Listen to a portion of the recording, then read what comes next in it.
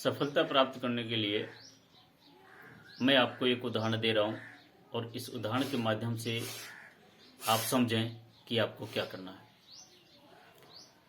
यदि सफलता आपको प्राप्त करनी है तो आपको अपने मन की शक्ति को एक ही जगह पर केंद्रित करके लगानी होगी, तभी आपको सफलता प्राप्त होगी। जैसा कि मैं ये आपको एग्जाम्पल दे रहा हूँ, इस एग्जाम्पल के माध्यम से आप समझें। एक बार एक गुरु के शिष्य को प्यास लगी। उसने गुरु जी से कहा कि गुरु जी, आप ऐसा कोई उपाय बता दीजिए जिससे हमें पानी पीने के लिए इधर उधर न जाना पड़े। हमारा खुद का पानी का साधन होना चाहिए जिससे हम अपनी प्यास बुझाएं और साथ में हम अपने परिवार एवं समाज के कुछ लोग हैं उनकी भी पानी की आवश्यकताओं को पूरा करें। तो गुरु जी ने कहा कि बेटा, उसके लिए आपको मेहनत करनी पड़ेगी। तो बोला कि मेहनत हम करेंगे। तो गुरु ने कहा कि जाओ बेटे, तुम 100 फीट का एक गड्ढा खोद लो और उसमें से पानी निकलेगा और आपको सफलता मिलेगी। शिष्य हाँ कह करके चला गया। उसने जाकर के गड्ढा प्रारंभ किया और जब गड्ढा खोदना शुरू किया तो खोदते खोदते उसने 10 फीट तक गड्ढा खोद दिया। थोड़ी सी हताशा हुई, उसको लगा कि पानी आसानी से मिल जाता है। उसने थोड़ी और मेहनत की, 20 फीट तक लेके गया, लेकिन तब तक थोड़ा थक चुका था।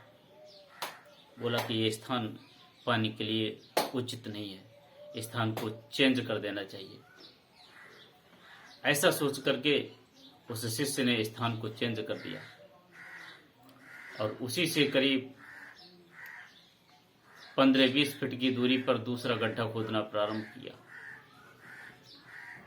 वहां जब खोदा तो वहां भी वही हाल, मुश्किल से 30 फीट तक वो गड्ढा लेकर के गए, लेकिन पानी का कहीं नामो निशान नहीं।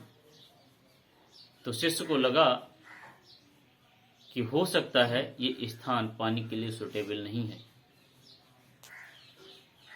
क्यों ना हम ऐसा करें कि इस स्थान को भी छोड़ दें। इस प्रकार उस शिष्य ने लगातार स्थान परिवर्तन किया, जिसके कारण मेहनत बराबर चलती रही और वो शिष्य लगातार व्यस्त भी रहा, समय भी बराबर दिया, लेकिन सफलता प्राप्त नहीं हुई। कारण तो आप समझ ही गए होंगे, फिर भी मैं आपको बता देता हूँ। वो निराश होकर के और थक करके गुरुजी के पास पहुंचा। बोला, गुरुजी, आपने कहा था कि पानी 100 फीट पे आ जाएगा, हमने गड्ढा खोद दिया 100 फीट, लेकिन हम बहुत थक चुके हैं और पानी नहीं आया। तो गुरुजी ने मन में सोचा कि पानी के तो आ जाना चाहिए था, और ऐसा कैसे हुआ? तो हो सकता है कि शिष्य झूठ बोल रहा हो या जो भी काम किया हो तो उसमें कुछ अंतर हो, चल के देखा जाए।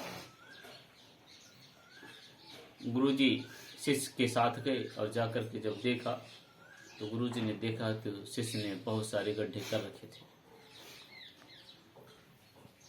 तो गुरुजी बोले कि ये तुमने क्या किया? तो बोला कि गुरुजी, आपने कहा था कि पानी निकलेगा, तो हमने जब खोदना शुरू किया तो हम देखते गए कि पानी आ रहा है कि नहीं आ रहा है, लेकिन जब धीरे धीरे देखा तो इतना इतना हमने खोद दिया और पानी नहीं आया। तो गुरुजी बोले कि आप उतावले ज़्यादा थे, आपको जल्दी थी, इसीलिए नहीं मिला। और ये सारी शक्ति आपको एक ही जगह पर केंद्रित करके लगानी थी। वो मेहनत 100 फीट की आपने की, वो सारी मेहनत एक ही जगह पर करते और आप गहराई में जाते, गहराई में नीचे उतरते, आपको पानी अवश्य मिलता। तो शिष्य को महसूस हुआ, उसने अनुभव किया कि हम गहराई में नहीं उतरे, हम ऊपर ही ऊपर रहे और इधर उधर भागते रहे, जिसके कारण हमें पानी नहीं मिला। ठीक उसी प्रकार हमारे जीवन में सफलता और असफलता भी जुड़ी है। यदि हमें सफलता प्राप्त करनी है तो हमें अपने मन की शक्ति को एक ही लक्ष्य पर केंद्रित करके और उसमें गहराई से जाना पड़ेगा। और जब हम गहराई में नीचे जाएंगे तो निश्चित तौर पर दावे के साथ मैं कह सकता हूँ, और ये बात आप भी जान सकते हो, कि सफलता अवश्य मिलेगी।